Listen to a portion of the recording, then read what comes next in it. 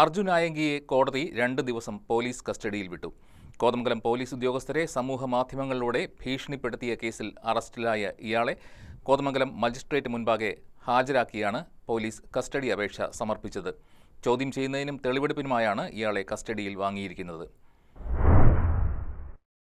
വിവിധ കേസുകളിൽ പ്രതിയായി അറസ്റ്റ് ചെയ്യപ്പെട്ട അർജുൻ ആയങ്കിയെ police Kothamangalam judicial first class magistrate കോടതിയിൽ ഹാജരാക്കി. പ്രതിയെ കൂടുതൽ ചോദ്യം ചെയ്യുന്നതിനും തെളിവെടുപ്പ് നടത്തുന്നതിനും വേണ്ടി പോലീസ് മജിസ്ട്രേറ്റ് മുൻപാകെ കസ്റ്റഡി അപേക്ഷ സമർപ്പിച്ചു. പോലീസിന്റെ കസ്റ്റഡി അപേക്ഷ പരിഗണിച്ച കോടതി ഇയാളെ 2 ദിവസത്തേക്ക് കസ്റ്റഡിയിൽ വിട്ടു. കോതമംഗലം ഊന്നുകൽ പോലീസ് ഉദ്യോഗസ്ഥർക്കെതിരെ ഭീഷണി മുഴക്കിയ കേസിലാണ് അർജുൻ ആയങ്കിയെ പോലീസ് കസ്റ്റഡിയിൽ വാങ്ങിയിട്ടുള്ളത്.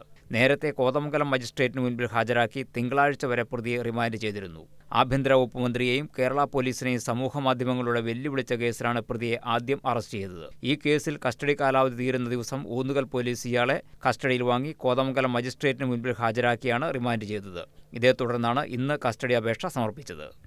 News desk KCV news.